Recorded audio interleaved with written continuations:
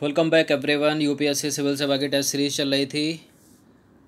Part 1 हमारा complete हो गया था, क्षेत्रीय संस्कृतियों का निर्माण से संबंधित प्रश्नों का। यह है पार्ट 2, क्योंकि एक ही टेस्ट करते तो काफ़ी बड़ा हो जाता। तो टेस्ट लगेगा ये 285। चलिए स्टार्ट करते हैं टेस्ट। तो क्वेश्चन नंबर 1 है, चित्रकला की बसोहली शैली का विकास किस जगह पर हुआ है? पंजाब, गुजरात, तमिलनाडु या हिमाचल? क्या है इसका आंसर? देखिए, पंजाब नहीं है इसका आंसर, गुजरात भी नहीं, तमिलनाडु भी नहीं। कहाँ विकास हुआ इसका? हिमाचल में। तो इसका आंसर हो जाएगा क्या? Option number D. तो आधुनिक हिमाचल के इर्द गिर्द हिमालय की तलहटी का इलाका था ये, और 17वीं शताब्दी के बाद वाले वर्षों में इस क्षेत्र में लघु चित्रकला की एक महत्वपूर्ण, एक साहसपूर्ण एवं भावपूर्ण शैली का विकास हुआ, जिसे वसोहली शैली कहा जाता है। यहाँ जो सबसे लोकप्रिय पुस्तक चित्रित की गई थी वह थी भानुदत्त की रसमंजरी। अच्छा, ये भानुदत्त ने तो रसमंजरी लिख दी। एक बुक है कपूर मंजरी। क्या है? कपूर मंजरी। उसका लेखक बताओ तो जरा कौन है, कमेंट करके। क्वेश्चन नंबर 2 है, चित्रकला की कांगड़ा शैली के संदर्भ में नीचे दिए कथनों में से कौन सा सही है? देखिए, 18वीं सदी के मध्य तक कांगड़ा के कलाकारों ने एक नई शैली विकसित की तथा उनकी प्रेरणा के स्रोत वहाँ के वैष्णव परंपराएं थीं। और कांगड़ा शैली की विशेषता ठंडे नीले और हरे रंगों सहित कोमल रंगों का प्रयोग और विषय का काव्यात्मक निरूपण था। कौन सा करेक्ट है चित्रकला की कांगड़ा शैली के संदर्भ में? पार्ट 1 में पता चल गया होगा कांगड़ा शैली है कहाँ की। तो चित्रकला की कांगड़ा शैली के संदर्भ में पहला वाला तो करेक्ट है कि 18वीं शताब्दी के मध्य तक कांगड़ा के कलाकारों ने एक नई शैली विकसित की तथा उनकी प्रेरणा के स्रोत वहाँ की वैष्णव परंपराएं थी। और कांगड़ा शैली की विशेषता ठंडे नीले और हरे रंगों सहित कोमल रंगों का प्रयोग और विषयों का काव्यात्मक निरूपण था। तो करेक्ट है दोनों का दोनों स्टेटमेंट। इसका आंसर हो जाएगा ऑप्शन नंबर सी। तो देखिए, 18वीं शताब्दी के मध्य तक कांगड़ा के कलाकारों ने एक नई शैली विकसित कर ली, जिसने लघु चित्रकारी में एक नई जान डाल दी। उनकी प्रेरणा का स्रोत वहाँ की वैष्णव परंपराएं थीं। ठंडे नीले रंग और हरे रंगों सहित कोमल रंगों का प्रयोग और विषय का काव्यात्मक निरूपण कांगड़ा शैली की विशेषता थी।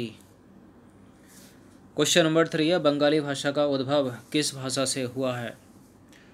किस भाषा से हुआ है बंगाली भाषा का उद्भव?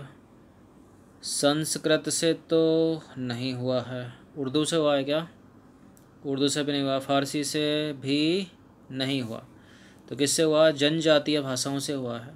इसका आंसर क्या हो जाएगा? Option number D. तो बंगाली भाषा संस्कृत से निकली हुई भाषा मानी जाती है और ईसा पूर्व 4वीं-3वीं शताब्दी से बंगाल और मगध के बीच वाणिज्यिक संबंध स्थापित होने लगे, जिस कारण संभवतः वहाँ संस्कृत का प्रभाव बढ़ता गया होगा।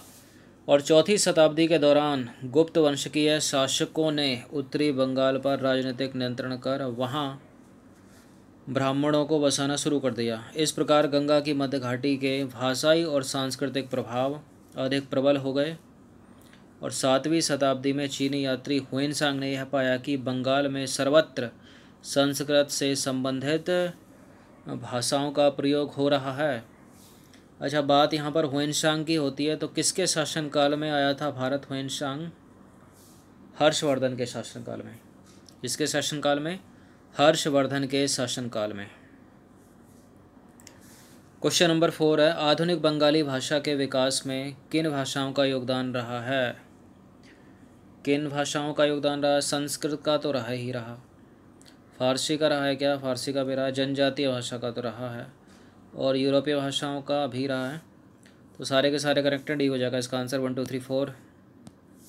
तो यद्यपि बंगाली भाषा का उद्भव जो है वो संस्कृत से ही हुआ है, पर अपने विकास क्रम में यह अनेक अवस्थाओं से गुजरी। संस्कृत के अलावा गैर संस्कृत शब्दों का एक विशाल शब्द भंडार जो जनजातीय भाषाओं, फारसी भाषाओं, यूरोपीय भाषाओं सहित अनेक स्रोतों से इसे प्राप्त हुआ है, आधुनिक बंगाली का हिस्सा बन गया।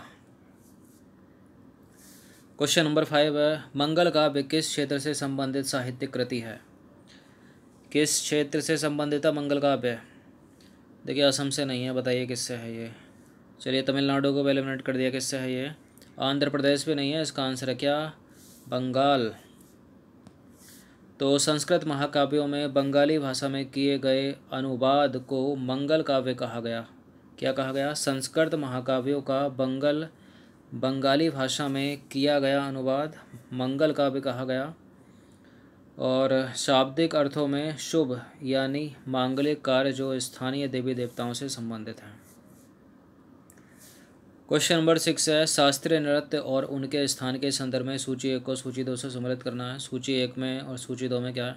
भरतनाट्यम के सामने तमिलनाडु लिखा है, कथकली के सामने केरल, ओडिसी के सामने उड़ीसा, कुचिपुड़ी के सामने लिखा है आंध्र प्रदेश। तो भरतनाट्यम तमिलनाडु का है, कथकली केरल का। अगर कथक पूछा जाए कहाँ का है? कथक है उत्तर प्रदेश, ओडिसी उड़ीसा का, कुचिपुड़ी आंध्र प्रदेश का। तो सारे के सारे तो पहले से ही सम्मिलित हैं यहाँ पे। तो इसका आंसर क्या हो जाएगा? 1 2 3 4 ए हो जाएगा। तो शास्त्रीय नृत्य और उससे संबंधित जो राज्य हैं, तमिलनाडु का है भरतनाट्यम, केरल का है कथकली, उड़ीसा का है ओडिसी और आंध्र प्रदेश का है कुचिपुड़ी। कथक पूछा जाए तो यूपी का। 7वां प्रश्न है, बंगाली साहित्य के संदर्भ में नीचे दिए गए कथनों में से कौन सा जो है वो गलत है? देखिए बंगाली के प्रारंभिक साहित्य को 2 श्रेणियों में बांटा जा सकता है। एक श्रेणी संस्कृत की ऋणी है तथा दूसरी स्वतंत्र है। अब सेकंड वाला स्टेटमेंट क्या कहता है? बंगाली साहित्य की पहली श्रेणी के ग्रंथों का काल निर्धारण सही नहीं किया जा सकता, जबकि दूसरी श्रेणी के ग्रंथों का काल निर्धारण अपेक्षाकृत सरल है। तो पहला वाला तो करेक्ट है क्योंकि 2 श्रेणियों में इसको बांटा है बंगाली के प्रारंभिक साहित्य को। दूसरा गलत है, दूसरा वाला गलत है क्योंकि जो पहली श्रेणी है ना उसका काल निर्धारण अपेक्षाकृत सरल है, लेकिन जो दूसरी श्रेणी है ना उसका काल निर्धारण सही नहीं किया गया है। तो गलत है दूसरा वाला, केवल पहला करेक्ट है। हमको ढूंढना है गलत, तो इसका आंसर हो जाएगा ऑप्शन नंबर बी। तो कथन 1 सत्य है, बंगाली के प्रारंभिक साहित्य को 2 श्रेणियों में बांटा जा सकता है। पहली श्रेणी में संस्कृत महाकाव्यों के अनुवाद, मंगल काव्य और भक्ति साहित्य जैसे गौड़ीय वैष्णव आंदोलन के नेता श्री चैतन्य देव की जीवनियाँ आदि शामिल हैं। और दूसरी श्रेणी में नाथ साहित्य शामिल है, जैसे गोपी चंद्र के गीत, धर्म ठाकुर की पूजा से संबंधित कहानियाँ, परी कथाएँ, लोक कथाएँ और गाथा गीत इत्यादि। अब दूसरा गलत है क्योंकि पहली श्रेणी के ग्रंथों का काल निर्धारण करना अपेक्षाकृत सरल है, क्योंकि ऐसी अनेक पांडुलिपियाँ पाई गई हैं जिनमें इंगित किया गया है कि उनकी रचना किस काल अवधि में किया गया है, जबकि दूसरी श्रेणी की कृतियाँ मौखिक रूप से कहीं सुनी जाती थीं, इसलिए उनका काल निर्धारण सही नहीं किया जा सकता। वे खासकर पूर्वी बंगाल में लोकप्रिय थीं, जहाँ ब्राह्मणों का प्रभाव अपेक्षाकृत कम था। ठीक है, अब है क्वेश्चन नंबर 8, बंगाल के संदर्भ में नीचे दिए गए कथनों पर विचार कीजिए। 2 स्टेटमेंट है और बताना है कि इनमें से कौन सा करेक्ट है। तो देखिए 16वीं शताब्दी में बंगाल पर मुगलों का नियंत्रण स्थापित होने पर उन्होंने क्या किया? कलकत्ता को अपनी राजधानी बनाई। और दूसरा स्टेटमेंट है, मुगल अधिकारी और कर्मचारी लोग भूमि प्राप्त करके अक्सर उस पर मस्जिदें बना लेते थे, जो इनके इलाकों के धार्मिक रूपांतरण के केंद्रों के रूप में काम आती थी। सही ढूंढना है।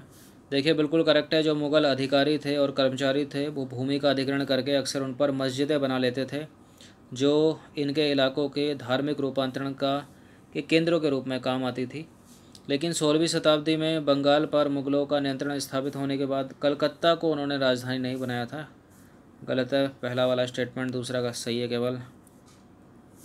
तो कथन 1 गलत है किंतु 2 सही है, क्योंकि बंगाल पर मुगलों का नियंत्रण स्थापित होने पर उन्होंने पूर्वी डेल्टाई क्षेत्र के जो केंद्रीय भाग में स्थित ढाका नगर में अपनी राजधानी स्थापित की थी तथा प्रशासन की भाषा इन्होंने फारसी रखी थी, कलकत्ता में नहीं थी। तो ढाका थी, ढाका यानी देखा जाए तो बांग्लादेश और आगे जाके पूरब में। क्वेश्चन नंबर 9 क्या कहता है? बंगाल में पीर श्रेणी में कौन कौन लोग शामिल थे? सूफी संत, जीवात्माएं, बौद्ध देवी देवता, हिंदू देवी देवता, बताइए। बंगाल में पीर श्रेणी में सूफी संत तो हैं ही हैं, और बौद्ध देवी देवता थे क्या, ये भी थे, हिंदू देवी देवता ये भी थे, इन्होंने जीवात्माओं को भी इसमें शामिल किया था, तो सारे के सारे थे। इसका आंसर हो जाएगा ऑप्शन नंबर डी, उपरोक्त सभी। तो देखिए, पीर फारसी भाषा का शब्द है जिसका अर्थ है आध्यात्मिक मार्गदर्शक। प्रारंभ में बाहर से आकर बंगाल में बसने वाले लोग यहाँ की अस्थिर परिस्थितियों में रहने के लिए कुछ व्यवस्था तथा आश्वासन चाहते थे। ये सुख सुविधाएं तथा आश्वासन उन्हें समुदाय के नेताओं ने प्रदान की। ये नेता शिक्षकों और निर्णायकों की भूमिका अदा करते थे, और कभी कभी ऐसा समझा जाता था कि नेताओं के पास अलौकिक शक्तियाँ हैं। स्नेह और आदर से लोग इन्हें पीर कहते थे। इस पीर श्रेणी में सूफी संत, अन्य धार्मिक महानुभाव, साहसी उपनिवेशी और देवत्व प्राप्त सैनिक एवं योद्धा, विभिन्न हिंदू तथा बौद्ध देवी देवता, यहाँ तक कि जीवात्माएं भी इसमें शामिल थी। और पीरों की पूजा पद्धति बहुत ही लोकप्रिय हो गई और उनकी मज़ारें बंगाल में स्वतंत्र पाई जाती हैं। 10वां प्रश्न है, दोचाला और चौचाला स्थापत्य कला शैली का संबंध किस क्षेत्र से है? बताइए किस क्षेत्र से है दोचाला और चौचाला? दिल्ली से नहीं है, केरल से भी नहीं है, तमिलनाडु से भी नहीं है, इसका संबंध है बंगाल से। तो बंगाल में मंदिरों की शक्ल या आकृति बंगाल की छप्पर झोपड़ियों की तरह दोचाला या चौचाला होती थी। दोचाला का मतलब है 2 छतों वाली और चौचाला का मतलब है 4 छतों वाली। इनके कारण मंदिरों की स्थापत्य कला में विशिष्ट बंगाली शैली का प्रादुर्भाव हुआ। तो दोचाला और चौचाला का संबंध किससे? बंगाल से। और बंगाल में भी क्या, मंदिरों की शक्ल की या आकृतियों वाली झोपड़ियाँ, दोचाला 2 छत वाली और चौचाला 4 छतों वाली। अंतिम प्रश्न है, नीचे दिए गए कथनों में से कौन सा कथन सत्य है? 3 स्टेटमेंट है, यहाँ पर बताना कि इनमें से कौन सा करेक्ट है। मछली एवं चावल को गरीब बंगालियों की भोजन सूची में प्रमुख स्थान प्राप्त हुआ। बंगाली साहित्य एवं स्थापत्य में मछली का कहीं भी उल्लेख किया ही नहीं गया है, और बंगाली ब्राह्मणों को मछली को भोजन में शामिल करने की अनुमति नहीं थी। देखिए, ऐसा तो हो नहीं सकता कि बंगाली साहित्य और स्थापत्य में मछली का कहीं भी उल्लेख ही ना हुआ, गलत स्टेटमेंट हुआ है। मछली एवं चावल को गरीब बंगालियों की भोजन सूची में प्रमुख स्थान मिला है, ये भी करेक्ट, मतलब ये करेक्ट है पहला वाला। और बंगाली ब्राह्मणों को मछली को भोजन में शामिल करने की अनुमति थी, ये भी गलत है। तो 2 और 3 गलत हो गए, केवल एक यहाँ पर करेक्ट हो गया। तो देखिए, बंगाल एक नदी तटीय मैदान है जहाँ मछली एवं धान की उपज बहुतायत होती है, और मछली पकड़ना वहाँ का एक प्रमुख धंधा रहा है। और बंगाली साहित्य में मछली का स्थान स्थान पर उल्लेख मिलता है। मंदिरों और बौद्ध विहारों की दीवारों पर जो मिट्टी की पट्टियाँ लगी हैं, उनमें भी मछलियों को साफ करते हुए टोकरी में भरकर बाजार ले जाते हुए दर्शाया गया है। ब्राह्मणों को शामिल भोजन करने की अनुमति तो थी नहीं, लेकिन स्थानीय आहार में मछली की लोकप्रियता को देखते हुए ब्राह्मण धर्म के विशेषज्ञों ने बंगाली ब्राह्मणों को इस निषेध में ढील दे दी। और बृहद धर्म पुराण, जो बंगाल में रचित 13वीं सदी का संस्कृत ग्रंथ है, जिसमें ब्राह्मणों को कुछ खास किस्मों की मछली खाने की अनुमति दे दी। तो यहाँ पर तीसरा गलत है, दूसरा गलत है, केवल पहला करेक्ट है। मछली एवं चावल को गरीब बंगालियों की भोजन सूची में प्रमुख स्थान प्राप्त है, तो केवल एक करेक्ट है यहाँ पर। तो अब देखा जाए तो उसमें थे 15 प्रश्न और इसमें हो गए 11, तो टोटल 16 हो गए। 16 प्रश्नों में ये जो है वीडियो हमारी ख़त्म हो जाती है। अच्छे से इसका रिवीजन 1 से 2 बार कर लेना। धन्यवाद। ये टेस्ट था हिस्ट्री का। किसका था ये? हिस्ट्री का टेस्ट था। सारे के सारे प्रश्न एनसीईआरटी से इंपॉर्टेंट है, सीधे सीधे एग्ज़ाम में पूछे जा सकते हैं। समय है कम और कोर्स कंप्लीट कराना है। धन्यवाद।